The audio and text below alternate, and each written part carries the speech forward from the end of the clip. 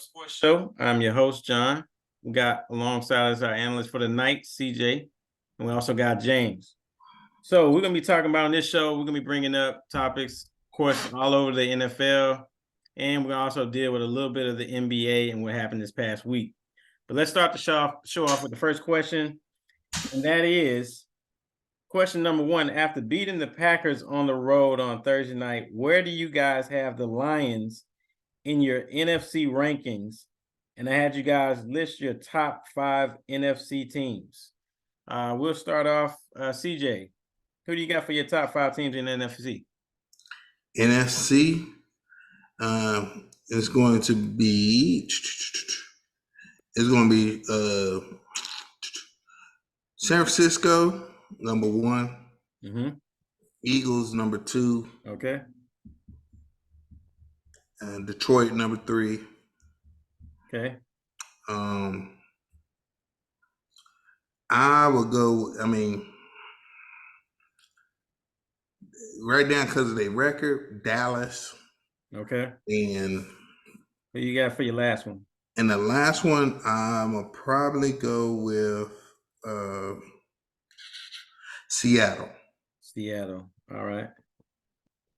All right. Any certain way that you put them in that ranking? Is that way how you would rank them right now, as of right now? Yeah, as of right now, that's why I put them, because San Francisco has is most complete on offense and defense.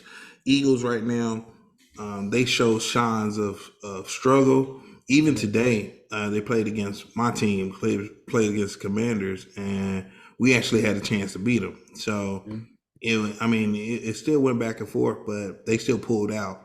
But the other games, too, they haven't showed that straight dominance like they did last year. Sam 49ers seem like they ain't missed a beat. Since, they ain't missed a beat on defense or that offense. So I keep 49ers number 1, Eagles 2. Then Detroit has been impressive. Mm-hmm. And then Dallas, because of where their record is currently.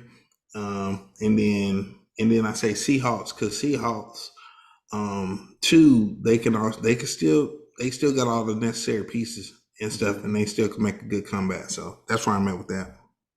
All right, James, what say you? Who are your top 5 NFC rankings right now? What are your top 5 teams?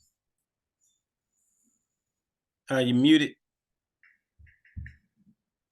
Before I jump into answer that, I want to go ahead and touch on CJ with CJ just mentioned, right? So you mentioned that your team that the Eagles played is kind of, I thought your team was a good team. You said Washington was going to be a good team this year. It seemed like you kind of doubting that now, because you put Philadelphia's Eagles win over them as it wasn't a good win, like they didn't beat a good team. Well, I put them. I say Washington. I think the Commanders can make the playoffs, but I think they'll make it as a wild card. So far that they have showed that they still struggling so far to get that offense off the board right now. Mm-hmm. So that's why. But when I say the Eagles just due to their dominance like they did last time, and we competed today. And I'm proud of them of how they came, but like I said, for me, for the NFC side, yeah. So here goes mine. San Francisco number 1. So me and CJ is not too far. Philadelphia is number 2, and then Dallas is number 3. Because I'm not gonna give up on them. The defense seems like it's dominant right now, and I need to see a challenge. But I put them in number 3 because yes, they still, for me, they got a good team, and they always had a good team. So I'm gonna keep them up there because I believe eventually they're gonna figure it out. I got Detroit at number 4, because them boys is balling. Technically, they should be 4-0. If we're looking at losing to the Rams by 1 point, they should be 4-0 right now, easy, right? So I definitely got them at number 4, because we expected they were gonna be good. And I didn't expect it to be this good, almost 4-0 record with that 1 point loss last minute. So I'm giving them the props and put them at number 4 because we still got these other 2 proven teams that's ahead of them that, they really got to beat themselves first. And I got the Rams on number 5. It was hard to give that 5th spot away because I'm looking at other teams that's playing good. Rams are 2-2 as well. And I just believe they still got something in there. Seattle, I'm not really sold yet. So that's why I gave the Rams the 5th spot. But look at this, though, right? The 49ers, we talk about the 49ers, how you saying the Eagles are the 49ers are more dominant than the Eagles right now. Yes, CJ, they are a more complete team. But however, 49ers ain't really beat nobody yet neither. If you look at their first week 1 playing the Steelers, and we already thrown it telling saying Pittsburgh's garbage. Yeah, they beat Pittsburgh, right? Really nobody. Then they beat the Rams. Rams who lose to Detroit by 1 point. Rams ain't really proven to do nothing right now either, right? Then they beat the Giants who got clobbered by Dallas and scored 0 points and scored 0 points for 6 quarters in a row. And then now they beating the Cardinals, who to me, I don't know what the Cardinals are doing. They ain't got their identity yet. I understand they got Dobbs in there, and he's probably trying to figure the offense out. But anyway, Guess what, nonetheless, though? Let me say this. So, James, hey, just for that point, and I'm going to let you continue on. The Cowboys play at the 49ers next Sunday night at 7:20 p.m. So, yes, that's going to be a challenge right here. That's the matchup I'm waiting to see, but to really show their true identity they're going to be during this season, all right? But that's my top 5 right there. So James, I got down for you. I heard in that order. San Francisco, tell me where I'm getting one wrong. I missed one. I got the Eagles next, right? Eagles next, Dallas 3rd. Dallas, okay. There we go. 4th, and the Rams, I'll give them the last spot. Okay, I think all of us are pretty much around, maybe just a little bit different in a couple of those order, but I've got San Fran number 1. I've got Eagles number 2. I think we were all agreed on that for sure. And this is where we got just a little different. I got the Cowboys number 3 as of right now. Mm-hmm. And it's strictly because of their defense. Strictly alone because of their defense. I don't think I've ever seen it. I'm looking at the game today and I understand it's Mac Jones, but they got a coordinator, an actual offensive coordinator this year. I would not have guessed, because a lot of people don't think about it. They're a well-coached defensive team, special team, and they're going to run the ball decent normally. They couldn't even do that today. So I got them 3. I got the Lions number 4. The Lions, actually, if you think about it, to an extent, that may be changing pretty soon. Jameson Williams was just he's going to be coming off of the suspension that he had early because they modified the gambling for the NFL and the regulations for that. So he's going to be coming back. He's eligible this coming up week. He's able to start this next week. So he's going to be able to take the top off the defense for the Lions and still have Mon St. Brown doing his running around. And he also got Reynolds, and he still got Montgomery, and he's not even using Jahmyr Gibbs yet.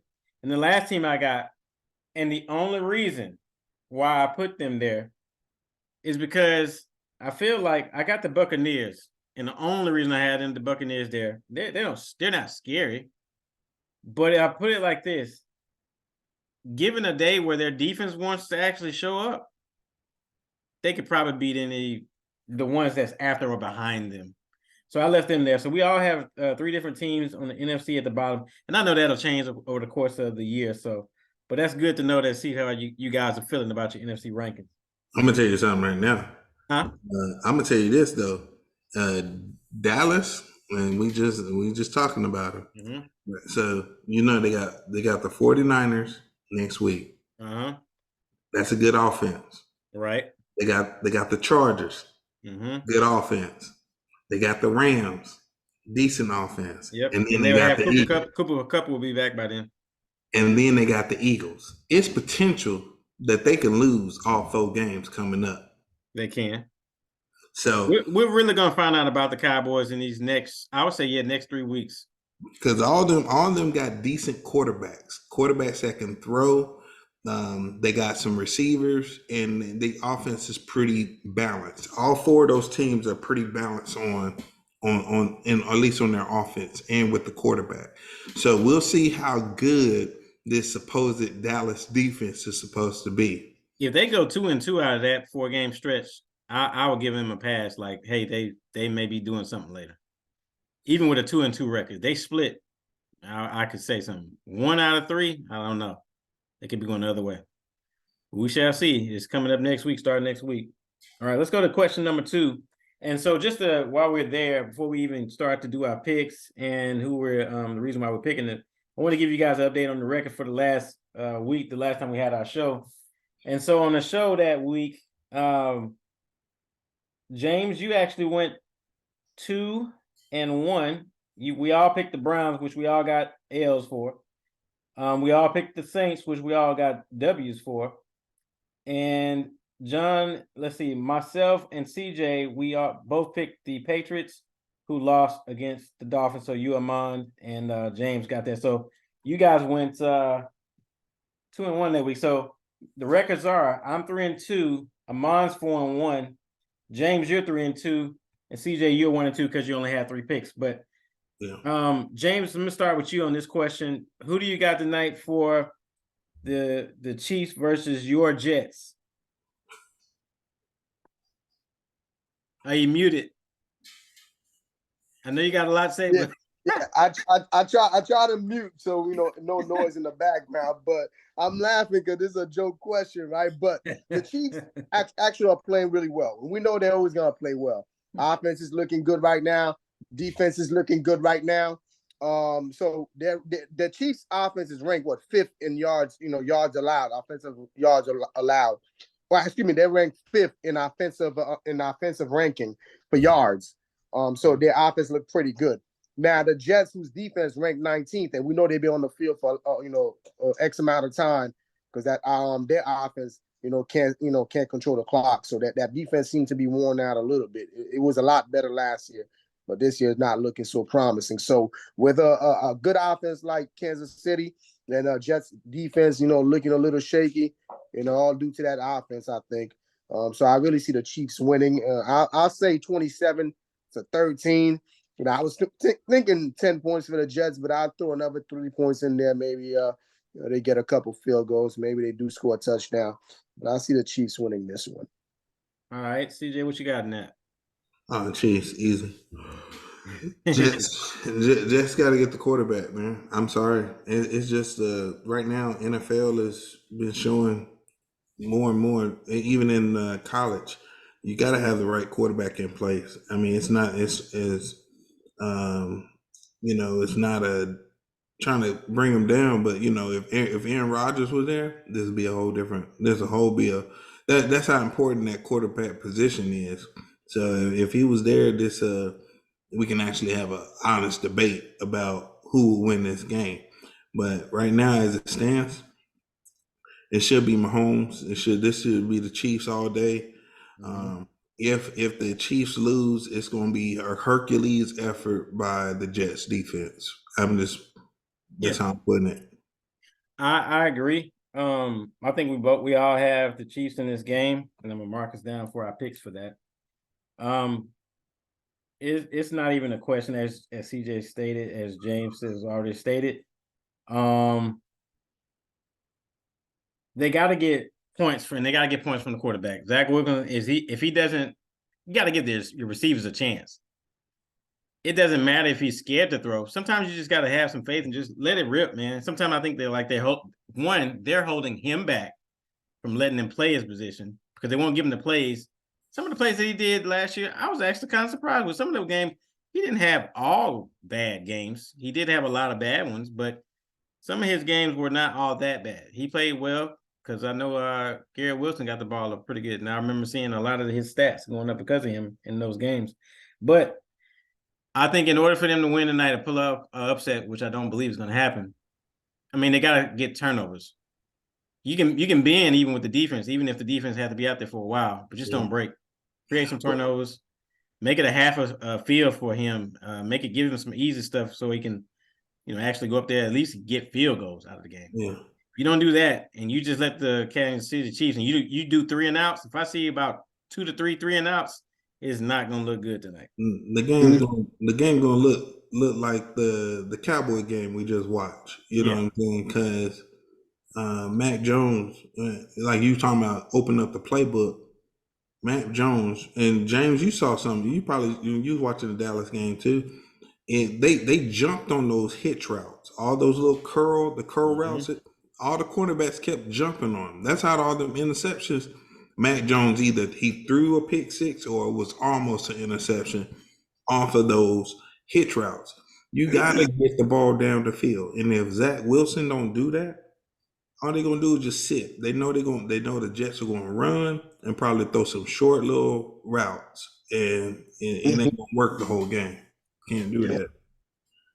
All right. So I think we all feel the same about that game. We're gonna go to the game for tomorrow night, and that is between the Giants versus the Seahawks. And I'll start that question off and ask, who do you have winning that game? In that game, fellas, I got the Seahawks winning that game. One, because they're on the road, the Giants are on the road. They don't have Saquon Barkley back just yet. They can't establish any run game. They can't play action off of it. So even if Daniel Jones is trying to run a little bit, which he does in most games, he gives you about 50 yards rushing. But I just don't see them keeping up, going up and down the field in Seattle against that crowd. I don't see it happening. And the one thing I also will say, as far as the offense of the Seahawks, they at least have the 16th best offense in the league. Now, it's 32 teams. The only thing I would say that is going to be for them as well, they're fourth in the league in the pass rush win rate. So they're going to get to the quarterback. So the thing is, what are they going to do to either block that out? And they're going to have to make some good throws, and they're blitzing. They're going to make us throw here, throw there. And that's the only way I see that Daniel Jones and the Giants can even stay in the game. So I got the Seahawks in that game. What do you got, CJ? Seahawks. It shouldn't be like you said. Saquon ain't gonna be there. Giants don't have a real solid running game. They got tore out the frame by Dallas. It seems like their offense was just couldn't get going.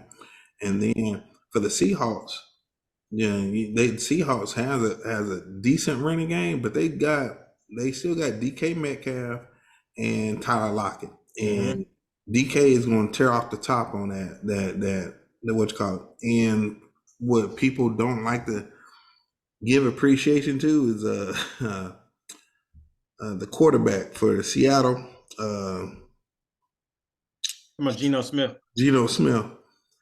He's been pretty. He was a top. I think he was a top 10 quarterback last year. You know, because he was pretty accurate. And he he threw him for a lot of yards. So he still has been somewhat on that same level. So like I said, I don't see unless the Giants come out strong, should be Seahawks easy win. All right, James. Yeah, that's what I see too. Everything you guys are saying is exactly the problem with the Giants. You know, I'm picking the Seahawks for this on this one too, because the Giants defense we know can't stop nothing. But worse than they are, Seattle's almost at the bottom of the league on yards, allowed as well. So with that being said, it's gonna be who's gonna score more runs, and I really see Seattle, because Giants don't have a running game. The lack of running game is really going to be the difference maker in this. So I see Seattle running the ball more, throwing the ball to their weapons. And, and not to say we know Giants are going to score, because they're going to have to rely on the throwing game, and they're going to make plays. They're going to score points, but ultimately it's going to be Seattle on top. That a little bit more balanced. Mm-hmm. Gotcha. All right, and so this is a question, you can answer it however you see fit.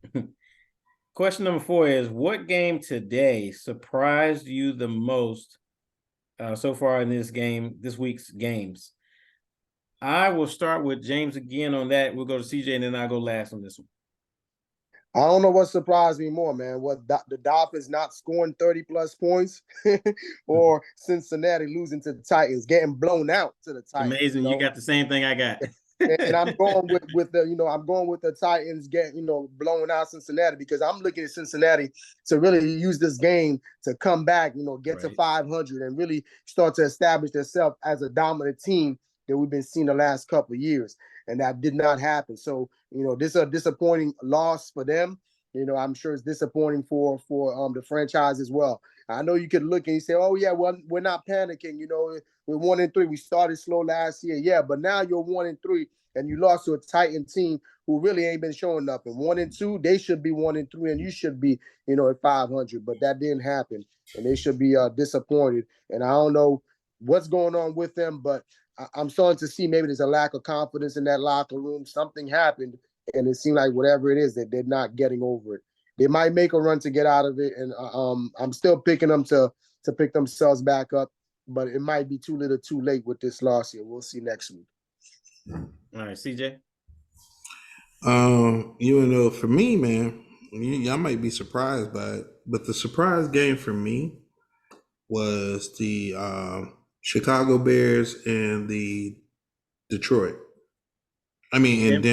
Broncos. Reason being is because they're for these weeks leading up, everybody's been talking about Justin Fields as a bust. He's a terrible quarterback. Yada yada yada. Whoop de whoop de whoop. In the first half, this man was 16 for 17, 230 yards, 3 touchdowns. One incompletion. The only incompletion came at the very last pass before going into halftime. They still lost the game. Chicago went up 28-7. Now, if you think about that, if your quarterback does all what I just told you, and your offense is up 28-7 into the third quarter, you should. So is that an issue with Justin Fields, or is that an issue with the offensive coordinator and the defense? And then Justin Fields just showed y'all he could play a great game. He could play excellent game.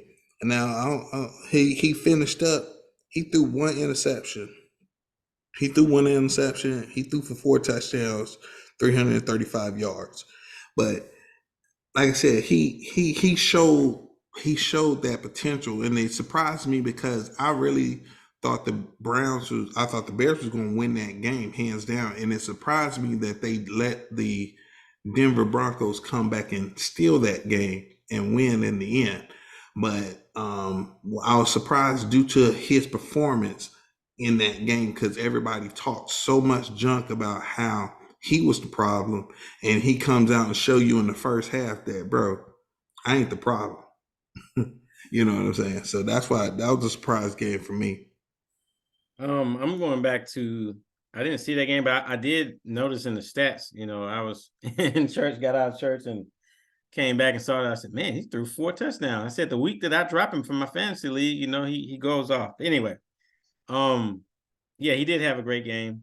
I'm gonna tell you, I think out of that game that you're talking about, CJ, somebody's gonna be getting fired pretty soon. Sean Payton has just got there, but he got him a win. That's all that matters. He's not going out of his first quarter with 0-4 record. The Bears are. So that's another story we'll be talking about probably down the road. But my surprise was back to the game that James talked about earlier, and that was the Titans versus the Bengals. This is where I am at on that game. Okay. This is the one game where the Titans have been letting teams the last 3 weeks just pretty much have their way with them on offense. Like, their defense has been letting them people have their way on. If any game they were going to come out and, kind of similar to what we saw this past week, Joe's going to look decent. They was going to keep him upright. They were going to run the ball with Mixon a little bit. They're going to get the ball to Jamar Chase. That's been their game plan. I didn't see none of that. And what I did see is more of a reason to be honest, and I don't know, I'll let you guys speak on this. I think they're going to have to set Joe Burrow down, because whatever the injury is, it is not healed. And if you continue to let the man stay out there, it's going to be worse than what you already have it at. And you're really going to be throwing your season away. Let the man heal up. Sometimes it may just take 1 to 2 more weeks for whatever it is to be, let it take its course for his body to heal. But that's one thing I didn't think, like, he should have even been out there the way he was looking. And then he had something that happened with his elbow. I don't know if it got hit, whatever, got tackled. That didn't look like it helped either. So, but whatever it is, they do not look like a team that's ready to come out of a sluggish start. Yeah. What do you guys think? You think the guy should go ahead and continue to play him, regardless of how he feels? But sometimes you need to go with your coaches and what your doctors are saying. He may need to rest. What do y'all guys think? Look, it's hard for me to even comment on that because we haven't heard nothing that he's not 100%. And it's a possibility you could be right. Maybe, maybe he's not 100%. And he probably needs to speak up. Only the player can say, hey, I'm still struggling. I'm still hurting here. I need to, get myself healed. So unless it's something you heard, just let me know. Yeah, Because the only thing he said earlier in the week was that he knows where they are. They're 0-2, and he said he felt like the need for him to be out there for his guys was stronger than the need for him to rest up, is what he said. See, okay, well, that's the case then, and that's gonna be that downfall. As a quarterback, you gotta, not just hold yourself accountable, you know what I'm saying, but you gotta hold your teammates accountable too. And if you're trying to play when you're not 100%, now you see you're not playing well, something got to say, okay, I'm a liability now. And I need to go ahead and take some time to get myself healed because me playing hurt is not helping the team and it's not helping myself. So, yeah, he needs to take time to get healed up because sometimes you got great players who say, I'm better, 75% healthy. But me is better than most players in the league. For his case, is not showing it right now. So he needs to go ahead and probably just get rest up and be ready to help his team make a run. Yeah, and tell you the truth, if it's an issue with Joe, y'all talking about he needs to voice it. I'm gonna tell you what. Jamar Chase voiced his opinion. Yeah. He said at post game, he said, I'm always wide open. Throw me the ball. I'm always wide open. So that lets you know that he's already frustrated on high with the situation that's going on there. So Joe needs to take a sit down. You know what I'm saying? But you got your star wide receiver out here voicing to the media, throw me the damn ball, basically. I'm wide open all the time. So that's going to put pressure, or it's going to put a strain on what's going on right now with them. Yeah. Now, for the weapons that Cincinnati have, you should not be at the bottom of the list in offensive production behind the Jets. And I understand why the Jets are struggling because they don't have their quarterback. But come on, Higgins went out too. He went out in that game too. So Higgins went out. Like I said, it's no excuse. It's no excuse for them that had the potential to get to Super Bowl, to make that run, to get to the AFC Championship like they did, and to start off the season 0-4. Or is it 0-4 or 1-3? They're 1-3. 1-3. So in that division, the only one that's leading with a 3-1 record is the Ravens currently. And right now, and you looking in that division right now is Baltimore's to lose right now. Yeah, Baltimore's to lose. We ain't even gonna talk about the Steelers. They're gonna be the worst ones in that one. And then you pick and choose who you want after that. It'll probably be the Browns next, and then the Bengals. But right now they looking terrible. All of them looking terrible except Baltimore. Yeah.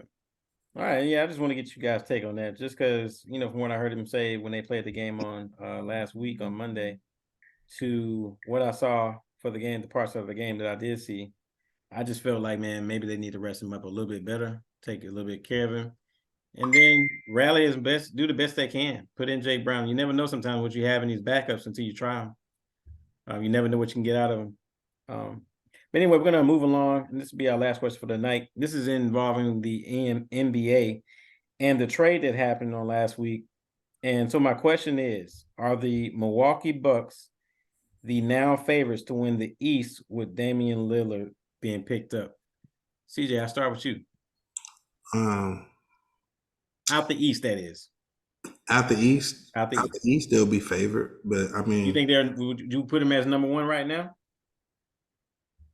Or would you put somebody else there? Out the East, out the East, they will be favored no matter what. Out the East, they'll be favored. No, I can't even sit here and say, because we don't know what the whole 76ers is going to do with the James Harden situation, and then based off of what I just heard, Boston just got Drew Holiday. So They did. Yeah, so that's why I say here. So based off of just looking at how Boston has been going, Boston might probably be number one because they did give up a couple of key pieces around Milwaukee. I think Grayson Allen and some other pieces shifted and rotated. So they're going to have to try to find a new rotation or whatever, and for the Milwaukee. With Boston, most of the core pieces are still there. So I think it should. Personally, I think it'll probably be, or if I'm gonna say Boston 1, Milwaukee 2. Right now. All right, and in that trade, I see this trade now, and I see that Robert Williams III and guard Malcolm Brogdon were also part of that deal. So we shall see. That's another piece that a lot of us were waiting on to see where Drew Holiday was going to end up, and now we know he's with Boston.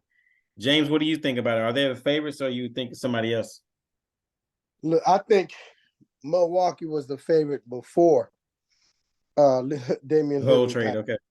So funny thing is to think they were the favorite before, and now to pick up a stud, a beast like Damian Lillard. Look, they're definitely the favorites. I think because Milwaukee still got Chris Middleton. You know what I'm saying? You still got and now you picked up Lillard. So now it's really, to me, it's like having this big three, and we know that Giannis plays defense. And that's the thing with a lot of big threes. You know what I'm saying? Is one of those big threes defensive minded. We know Giannis is going to play defense, and because defense wins championships. We know Chris Middleton is going to still hustle and play defense. You know what I'm saying? And Lillard, I know they say he's not a great defensive player, but when he's on there, he's giving his best, though. He's not like that guy who just, I'm going to score on offense and rest on defense. You know what I'm saying? Right. So he give it his all. He might not be a great defensive player, but yet he's there playing defense and trying. And that the fact that he's a killer on offense, he ain't scared of the big shot. He's going to take that shot. You know what I'm saying? Now, being Giannis, you ain't got to worry about, having that other player where, you don't know where scoring is going to come from, or if you're in foul trouble or whatever the case may be. Now it's more deadly. Imagine trying to clutter that hole like when they do with Giannis. They come and they clutter it up. And Giannis really got Chris Middleton is the other guy you got to worry about. But now you have, Damian Lillard, who could create his own shot anyway. He don't even need to be wide open. You know what I'm saying? Because he could create his own shot. But now you'd be wide open, and when they double up Giannis, yeah, that's gonna be something scary. I'm looking forward to it though. I would say the same. I'm with you on that. Now, so in a nutshell, so we all agree that they're the favorites, correct? Would we say that? No. So you say they're not the favorites. CJ said Boston's one. I got Boston. You got Boston? And James, you got the Bucks, correct? Yeah. Okay, I'm with you on that the Bucks are the favorite. And basically the reason I say that is, the last year in the playoffs, when Giannis got hurt, I already knew. I said, well, it's probably not going to be looking good, and surely it wasn't. The Heat ended up taking care of them. But with Giannis, a healthy Chris Middleton, and I think he's going to be even healthier this year starting than he was last year when he started because of the injury prior. They also still have Brook Lopez. Mm-hmm. They got Malik Beasley, Pat Connaughton still there, Jay Crowder, Bobby Portis. Mm-hmm. So they still got weapons. Anybody that they bring along on side of that is really only adding to whatever they need. So I will say that they're my favorites out the East. But I will say this is also, as CJ had already pointed to, the Celtics will be right there. Drew Holiday, man, people have no idea. When you have a two-way player like he is, he's not like a superstar, but he's that what you need to get. It's the little things that he does. It's the assists sometimes, and it's the defensive possessions that he turns into points in the clutch moments of games. Hey. makes the difference. So they definitely got somebody where, you know, hey, if the Boston Celtics would, you know, the main scorer is having an off night, he's going to be able to pick up the slack. So I will say they do have somebody now that can do that for them. They don't have to do it all by themselves. Yeah, that's the difference between them losing Marcus Smart. Because Marcus Smart was a great defensive player. Right. He wasn't kind of like a liability though on offense. Right. You know what I'm saying? So we'll see. And we're not even mentioning the fact that, and I know that, like I said earlier, that they lost, you know, Malcolm Brogdon out of that, but we're missing on that. You know, I'm forgetting because time has gone by. But Kristaps Porzingis, now we're not saying he's all grand and this and that, but he is another element that you have to account for later on down the road. So I'm looking forward to the end of this month. We got NBA basketball gonna be starting up, and we will see how it takes off. But that's what we got for tonight. So, like I said, the picks we got tonight, unless y'all want to change, we got the Chiefs, all got the Chiefs, and we all got the Seahawks. So we'll see how that comes out. But that will be it for the show. And we thank all of you guys for checking in and tuning in for us. All right, fellas. Yep.